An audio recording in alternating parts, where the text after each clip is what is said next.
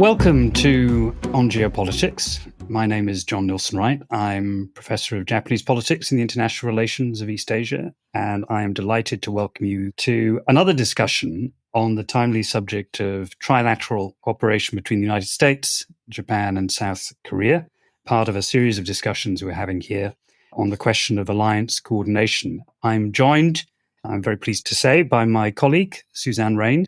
Listeners will, of course, be aware that Suzanne is the veteran originator of this series on geopolitics. So I'm really pleased to have you here, Suzanne, guiding me through this process of our transition to a new version of the On Geopolitics podcast. Welcome, Suzanne. Thank you, John. And I couldn't think of a worthier successor. I always feel when I'm joining your conversations on Japan and Korea that I am joining essentially in complete learning mode. So I will be with the audience asking the questions that help us understand. Well, keep us on the sharp and narrow, really. We've got a lot of issues to cover, but I'm also delighted to welcome our guest today, Professor Nobukatsu Kanehara, who's joining us from Japan. Professor Kanhara is the executive director of the Sasakawa Peace Foundation, and he's also a professor at Reitaku University. But for the purposes of our discussion today, perhaps the most important thing to highlight in his very impressive biography is that he served as a very senior civil servant in the government led by late Prime Minister Abe Shinzo from 2012 to 2019. He was Assistant Chief Cabinet Secretary to Prime Minister Abe. He also became the first Deputy Secretary General of Japan's new National Security Secretariat, which was established in 2013. And in that role, therefore, is often seen as one of the critical, if you like, national security brains of contemporary Japan, which, of course, Japan has changed so much in recent years. The Abe administration was responsible for developing a much more proactive security policy. And Professor Kanehara, therefore, is really well placed to reflect on this question of trilateral coordination. Just a few other things perhaps to mention, which are also really relevant in terms of the discussion. Professor Kanhara was the Deputy Chief of Mission in Seoul, in the Republic of Korea, and also political minister at the Embassy of Japan in Washington. So he knows Seoul and Washington intimately. He knows the intricacies of national security policy making in Japan. He's a prolific author, writing frequently on questions of national security. And so I can't think of a better person to have for this really timely discussion. Nobu, welcome to On Geopolitics. Thank you very much for having me. I don't know whether I was brain of Mr. Abe. Mr. Abe was the brain of the skull. So I don't know how much I can contribute today, but I'll do my best. Thank you very much for having me. You're extremely welcome. I thought I might kick off by just sort of reminding us of where we are in terms of trilateral relations, because if you look at the nuts and bolts of the relationship between these three countries, at first glance, it looks like a pretty positive relationship. One thing perhaps worth saying is that this is, in terms of America's ties with both countries in Northeast Asia, it's lasted an extraordinary length of time. You know, the US-Japan Security Alliance, first established back in 1951, the ROK-US relationship from 1953, the language that is used to describe these partnerships, I think, is very emblematic of the strength and resilience of the relationship. US politicians, presidents over the decades have referred to the US-Japan relationship as the cornerstone of American security policy in East Asia. When it comes to the US-ROK relationship, South Korea often referred to as the linchpin of America's interests in regional security in that part of the world. And as I say, these are partnerships that have endured for the best part of 50, 60 years, and in ways that perhaps weren't necessarily expected in the aftermath of World War II. US presidents have been very successful in building these strong partnerships. So perhaps worth reminding listeners of the really important progress that has been achieved in the last 2 or 3 years. Going back to August 2023, the then Biden administration announced, of course, a really important new trilateral partnership underscored by the so-called Camp David Agreement that was an effort to bring these three countries even closer together in terms of security coordination to deal with a whole range of security challenges, not least, of course, the ever-present danger of a nuclear-armed North Korea and the larger, perhaps more fundamental concerns about a rising China, particularly a China that is more militarily assertive in the Indo-Pacific region. And those agreements, as a result of the Camp David Accord, have spawned a series of closer institutional ties, security coordination between the three countries, joint exercises, sharing of intelligence, particularly as it relates to North Korea. But there are, at the same time, real questions at the moment about how well that trilateral coordination is going to develop over the future. The biggest concern, the proximate cause, as analysts sometimes say, is the impact of Trump 2.0. The new US president, much more transactional in his approach, is raising all sorts of questions that are not unique to the US alliance relationships in the Indo-Pacific. The same is true of US relations with its European partners. If one thinks about security coordination, although there's been a lot of progress in the last few months, Defense Secretary Pete Hegseth was in the region in March. Policymakers are certainly concerned about the likelihood that the United States will push for increased defense expenditure from both Seoul and Tokyo. And there are real questions about whether that's sustainable, whether the cost of doing this is going to be too heavy for these key allies to bear. Alongside that are concerns about economic policy and tariffs. And just at the beginning of July, we had a very important statement by President Trump suggesting that the very extensive set of tariff negotiations between Japan and the United States, 7 rounds of negotiations between Akazawa, the Japanese economic minister responsible for negotiating with the United States, might actually not come to fruition. And that there might be even higher tariffs than those that have been already threatened. Somewhere in the region of 35% is being talked about. And we know that for Japan, which is so critically dependent on the economic relationship with the United States, this is a real concern. And South Korea, of course, has similar concerns. And then looming in the background, if this weren't enough, are questions of domestic politics and political stability in both South Korea and also in Japan. In the case of South Korea, we've just had a recently installed president, Lee Jae-myung, who won a pretty decisive victory in the recent presidential contest. This is all coming on the back of all of the upheaval associated with the martial law fiasco that dominated the last administration in South Korea, the impeachment proceedings that led to the removal of President Yoon and the election of President Lee. And President Lee, of course, heads a progressive government that has a long history of, one might say, contested relations with the United States and also, importantly, with Japan. President Lee, in his past political outings, has been very critical of Japan. And then for Japan itself, we've just had a series of metropolitan elections in Tokyo. We are looking ahead to the upper house elections on July 20th. Prime Minister Ishiba heads a minority government. There is a lot of speculation that he is a weakened politician. And heading into this election, it's anyone's guess whether the LDP, the governing party, is going to secure its majority in those key upper house elections. And that raises then all sorts of questions about how a weakened chief executive might negotiate with the United States. So all of that is a lengthy preamble to give our listeners a sense of where we are. So I'd like to start, Nobu, with you, if I may, to asking you how you make sense of the relationship, particularly between Japan and Donald Trump 2.0. Oh, thank you very much. The United States is now changing because U.S. social gap is huge. And we have realized the welfare states. We just started that in 1960 when Japan started economic expansion. Social gap is much narrower in this country, but it's very big in the United States. And the Republicans didn't take care of them long time. Even Democrats, they were talking about the LGTB CO2 reductions, but they were nice rich people. And the people with low income in the United States, they felt neglected. They became very much anti-elite, and they believed that the deep state is running the United States. And Donald Trump went there and put a fire upon them, and a huge explosion happened.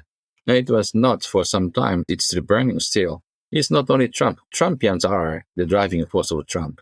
This doesn't change. Trump is a hugely successful businessman. He has charisma. So after him, this could be dwindled down. Next year in midterm elections, if he loses one house or upper house or lower house, they could put some brake upon Trump's juggernaut. But for some time, it continues. But even after Trump, we have to understand that the neglected people in the United States are now shouting that we are here, take care of us. And this is new United States. We have to face that. In every advanced nation, same thing happened. That is the hallowed industry, migration and urbanization, decrease of population. This is a disease of Europe, United States. It's happening here. Mm. We are 20, 30 years backward because the industrialization a bit later in Japan, but we are exactly following the same path. The advanced nations must digest this and break the new train for new technology. Truth is, US the only victor because they get a huge amount of money for platforms of Apple, Microsoft, and Amazon. We don't do that, Europeans and Japanese. So we are inviting tourists from making money. But this is the fate of the advanced nations. This is the cruel part of the free trade. But free trade is making other nations richer. And the world economy is growing. We're investing there, taking back profits from there. This is what's going on. So the US problem is Mr. Trump does not see that. He simply wants to respond to his supporters. The coal industry is miserable. Steel industry is miserable. Car industry is miserable. Our response is, excuse me, sir, but you are taking huge amount of money from us for digital service. It's 60% of our trade surplus. We're paying back. But he didn't touch upon that simply because he is responding only to his supporters. And we have to face that. And tariff is okay. I have to say that the Ishiba government is not very strong because he's facing the upper house elections. My advice is just behave themselves like British. Say, come to Buckingham once again. Or I can buy your Boeings because China does not buy them. But the Ishiba-san is too weak to say that. He says publicly in Japan, we can never consider our national interests. Because he has to say that because of upper house elections coming soon. But truth is, we're working hard. And our position is not very weak. I have to say that we are paying back 6 trillion yen, the digital service of Microsoft or Amazon or Apple. And two, we are the biggest holder of national bonds of the United States. 12-13% of national bonds are held by Bank of Japan. And our investment is huge. We finished trade war in 1985. It was a big war, trade war between Washington and Tokyo in 1980s. And we agreed to make yen value 4 times higher than before. It was $1.360 yen. It became 80 yen. Amazing, isn't it? So what happened is very simple. There was no government instruction. All the companies, all the enterprises jumped out from Japan because it's much profitable to invest abroad. And in every state, 50 states, Japanese companies are there. All the visitors from the Senate and House from the United States, the Japanese Prime Minister's office, they say, invest into my state. And Japan and the United States is the number one economy. And Japan's investment is 10 times bigger than US investment in Japan. And we are sustaining 2 million jobs every year in the United States. This is the reality of the US-Japan economic situation. But Mr. Trump is bringing things back to 1980s. You are destroying our Ford, GM, and you're buying the US steel. We can't allow that. But this is 1980s. Mr. Trump must go back to the future. It's like 21st century. And I'm quite optimistic about the result of this negotiation with Americans. Mr. Ishiba will never fight against Trump before the upper house elections. He will make some concession at the last stage. I hope that we can reach an agreement before July 9th. And I mean, given what you said about those real strong domestic pressures and how Donald Trump views Japan in a way that seems quite anachronistic. Once the election is out of the way, and if Ishiba does well enough to stay in post, what can he offer the United States? Yeah, I don't know. I'm proposing to buy more Boeings for the government, for the emperor, for the prime minister, for finance, foreign, defense ministers to go around the globe. But it is not on the table of the Japanese side.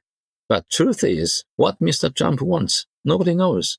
He wants one spotlight. 2, he wants some trophy. Whatsoever.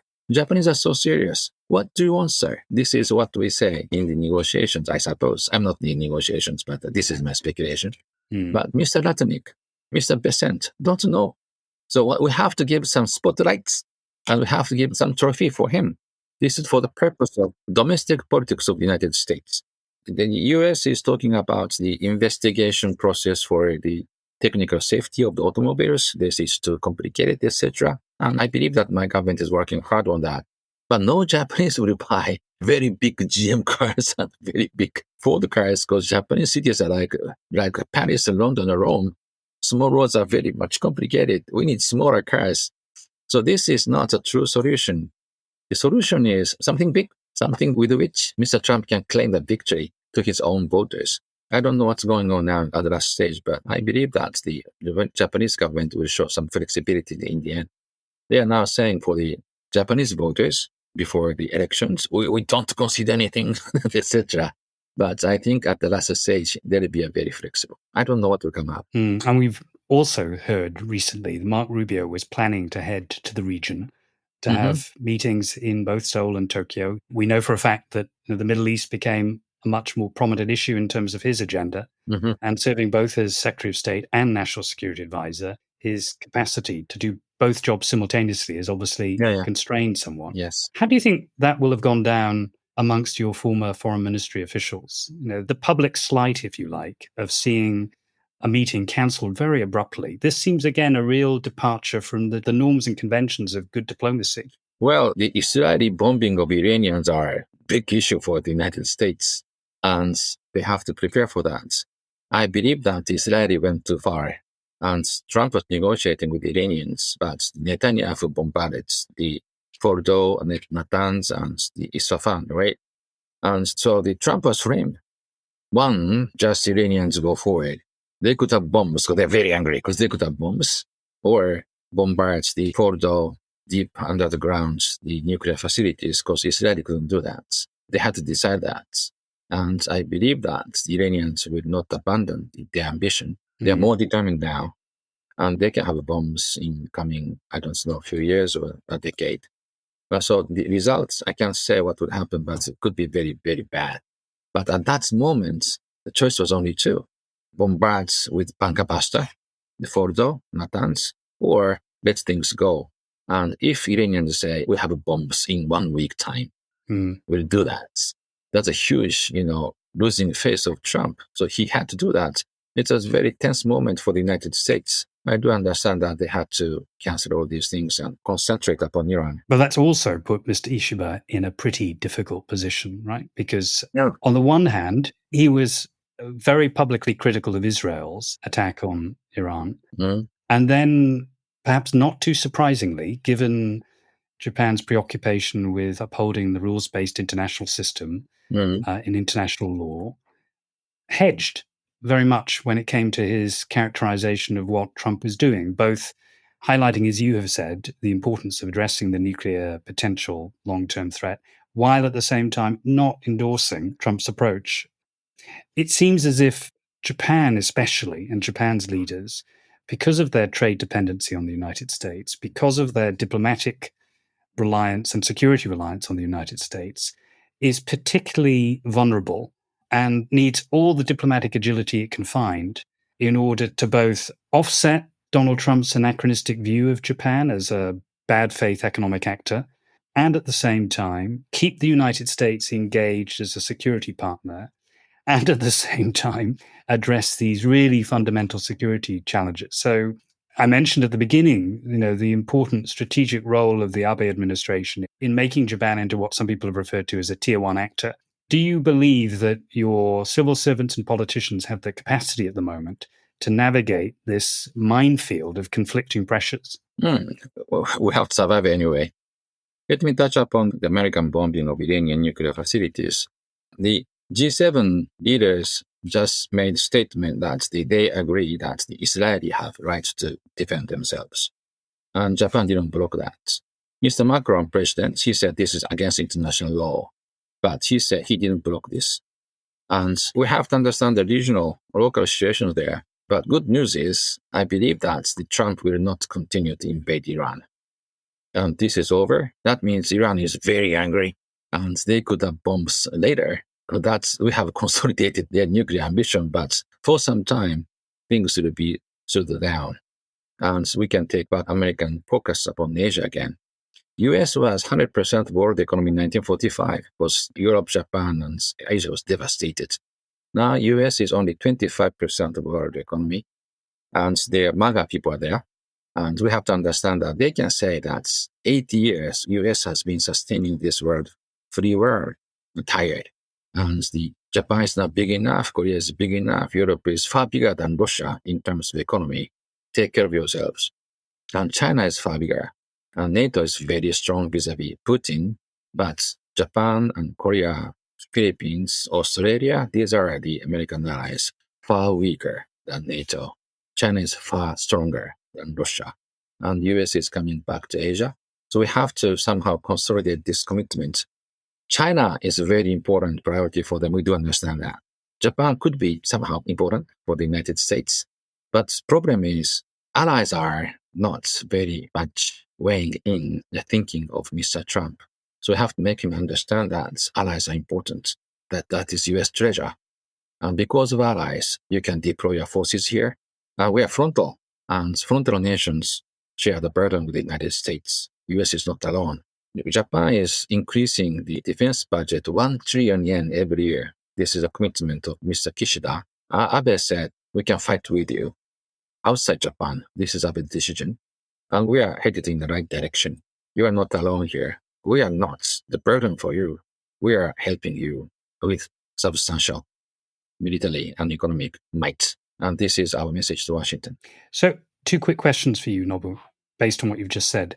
One, will the Japanese public support a government that is making that bold assertion, right? We will fight with you. We've heard talk of even a potential revision of the US-Japan security alliance to make it more reciprocal. And all the improvements in defense spending are a positive indication. But is there a danger that you'll have a populist backlash in Japan? We've just seen in the metropolitan elections the growth of a new party, Sanseito, which is anti-immigrant in its approach.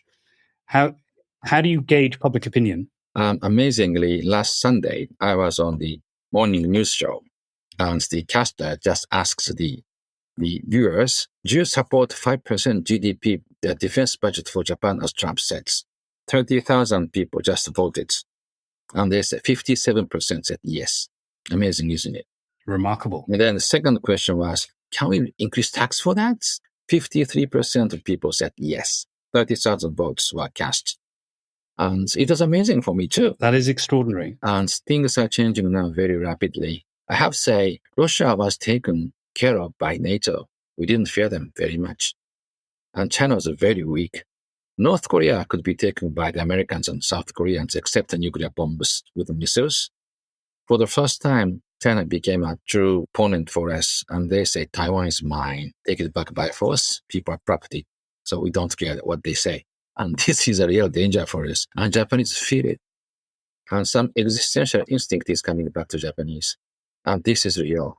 That's really interesting for me, because that question about a society-wide feeling of geopolitical threat, again, it's something that is not unfamiliar to us in Europe, but it's controversial within our society. And it sounds to me like in Japanese society, I think what you're saying is that threat is from North Korea rather than from China. Is that? No, China rather than North Korea. North Korea is far weaker. So actually, the societal response to the growth and activities of China is such now that there is consensus for increased spending. Since 2012, they started to send the vessels near Senkaku Islands. They never did before. And they are every day, 5 to 10 boats are running around Senkaku Islands. Our boats are strong enough. They're pushing them back. And this has been continuing for more than 10 years. And the verbal confrontation is okay. Diplomats are doing that, right? But when you use force, it changes attitude of the people. And even Okinawans very close to China, there's 80% of Okinawans say, I don't like China because of this, because they use forces every day. So in terms of your partners in pushing back against this bigger threat, who are your natural allies? And in all of this, how do you assess the relationship with the new government in South Korea? So, yes, but the United States is pivotal. Without them, we succumb to the pressure of China. There's no other way down, because they are so strong today. But American Pacific Alliance system is Japan, Korea, Philippines, Thailand, and Australia. Far, far weaker than NATO. And among them, I have to say Australia is a very good friend for us. And the Philippines is a vital location. They're not very strong, but they are in a vital location. We can't lose Philippines.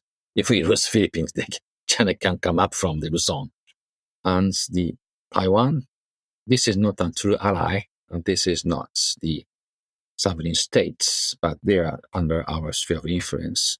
And the important partner is Korea. Korea is heavily focusing upon North Korea, and they cannot spare their forces for Taiwan contingency. Maybe if they have 500,000 forces, twice as big as Japanese forces, very modern, very well equipped, trained every day by the Americans. But I don't know whether they could be helping us militarily in Taiwan contingency. But I have said too that the North Korea is now sending troops to Ukraine, right? They might help Chinese somehow. And Russia will not participate in the war, but they can do some diversion movements around Japan.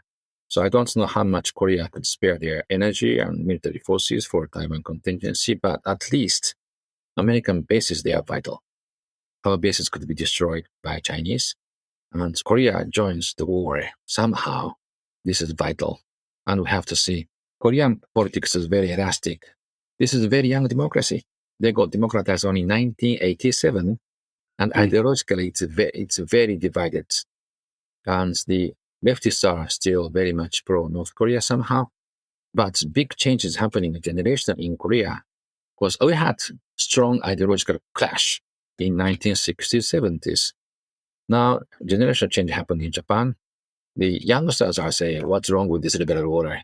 We're happy with this. We have to defend that. This is the youngsters in Japan. In Korea, they are following the same path.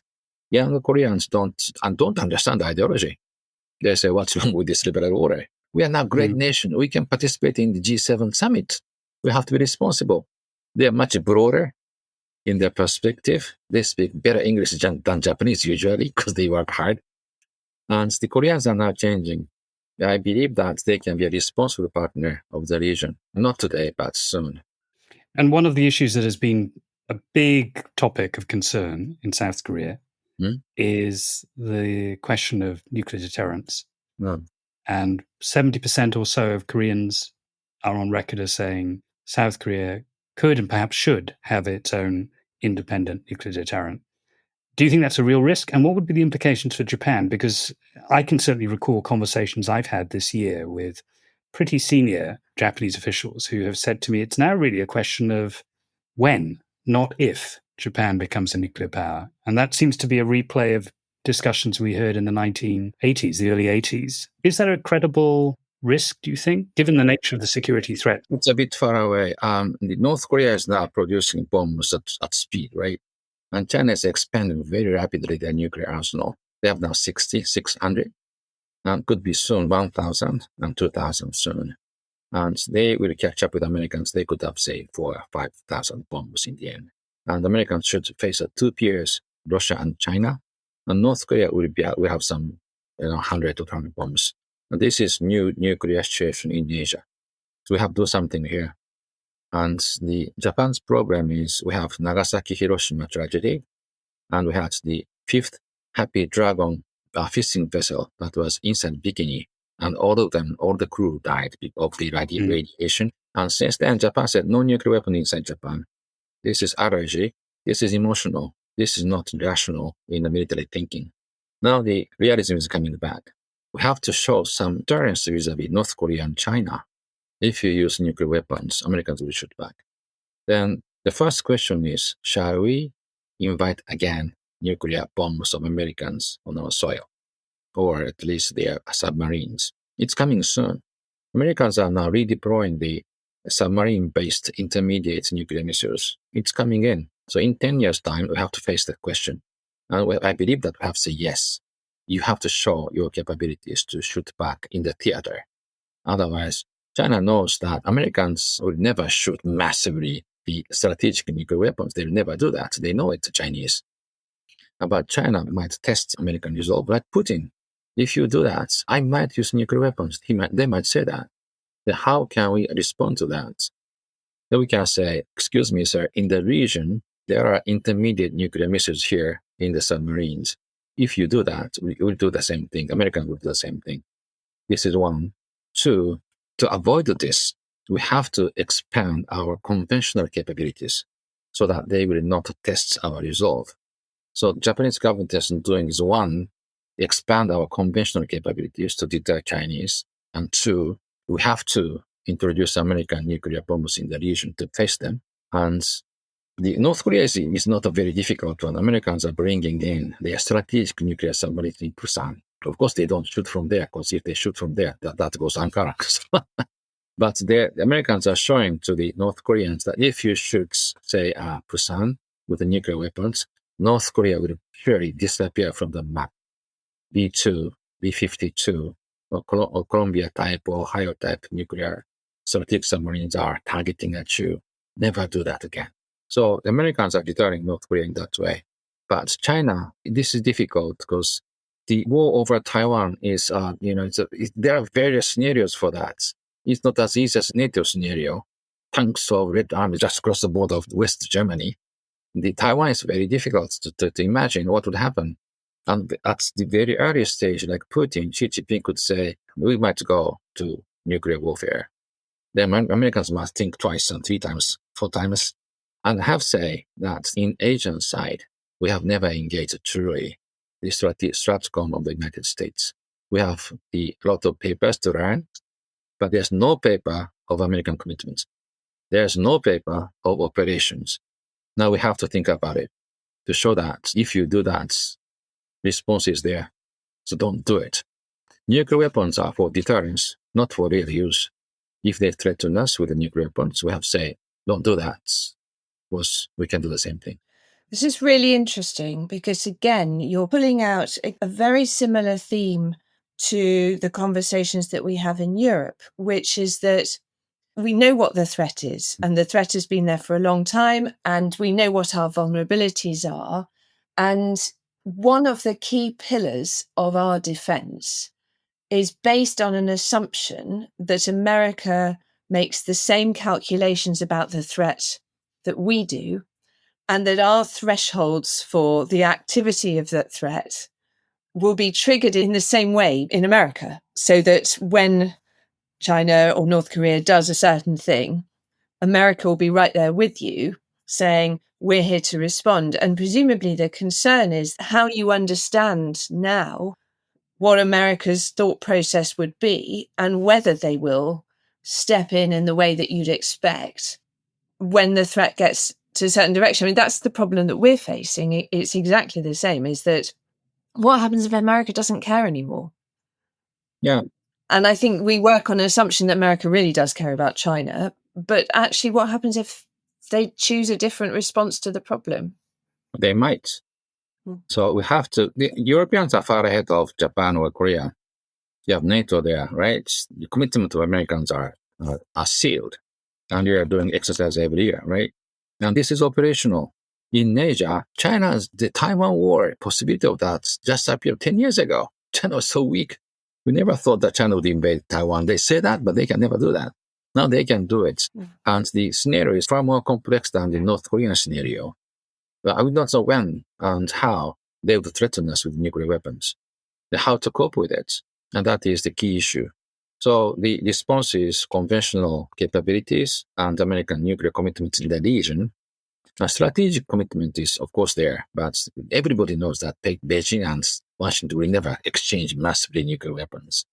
But below, they might be tempted like Putin did. How to cope with that? This is a new situation. We have to think about it. And Americans have no idea to use nuclear weapons against China for 80 years. Now this is real. And we are asking Americans to think about it. And we have to think about this, think through this. And we can no longer say, no nuclear weapons, Americans here. Americans, Chinese nuclear weapons and Russian nuclear weapons and North Korean nuclear weapons just here. Now we have to be serious. We have to be serious about nuclear weapons. Can I just touch upon Korean domestic nuclear weapons? I think it's very dangerous. It's very dangerous because Americans, champions could say, okay, let's give them nuclear weapons. And we're going to withdraw troops from the Korean Peninsula. And this is a real danger. We have to make a very flexible and resilient response ladder here, from conventional to the nuclear. And when this ladder is very, very thick and very robust, nobody will challenge us. But if the conventional parties weakens because of the withdrawal of American forces, they might be tempted. Of course. Nuclear weapons are very difficult to use. These are weapons to coerce the enemy to change the course of the warfare. And this is not for real use. But if the conventional parties weakens, that would increase the possibility of the war. That's the reason why Japan take the different path. They expand our conventional capability to help Americans. And there are some fill in the vacuum here of the intermediate range nuclear missiles. Nobu, I'm going to interrupt because there's one other critical question that I want to throw at you. Right. I hope the clock Right. will not stop this. But it's really the issue of Japan's relations with Europe, which, sort of building on what Suzanne was saying, given all of these questions about long-term American reliability under Donald Trump, where should Japan and like-minded European partners, and particularly the United Kingdom, which obviously has a strong relationship with Japan based on the Hiroshima Accord and recent agreements, where is there room, ideally, do you think, for closer cooperation? What would you be saying, again, if you were in government, to your counterparts in Whitehall about how best to develop that relationship? Well, my advice is we have to think about post-Trump. I have said between two Trumps, there was Biden. It was golden time for allies, right? And there are many serious thinkers in Washington that we have to cooperate with the United States. The US is tired. MAGA people are there. And this will not disappear totally. But we have to say, well, we are here. We are here. We are not burden for you. We are the assets for you. And when you become a bit weaker, that vacuum left by your withdrawal could be filled in by your allies. So trust us. That should be our message. That is the role of UK and Japan. We are the closest ally to the United States. Maybe Mr. Trump doesn't listen to us, but many Americans listen to us. And then you have to continue to do that. Otherwise, this liberal international order would collapse. And the advanced nations are tired. Their anti-migrants nationalism is coming up, protectionism is coming up. But if we fall apart, nobody will sustain this liberal order. And still, the global South big nations are still hesitating. BRICS or G7. And with Trump, they are a bit driven to the BRICS, but BRICS can never lead humanity. Putin is invading Ukraine and China is making big noise in Asia. They cannot lead humanity. They have no ideas. We have ideas. And this order created toward the end of the last century, it's a beautiful one. This is the most beautiful order of the humanity of several thousand years.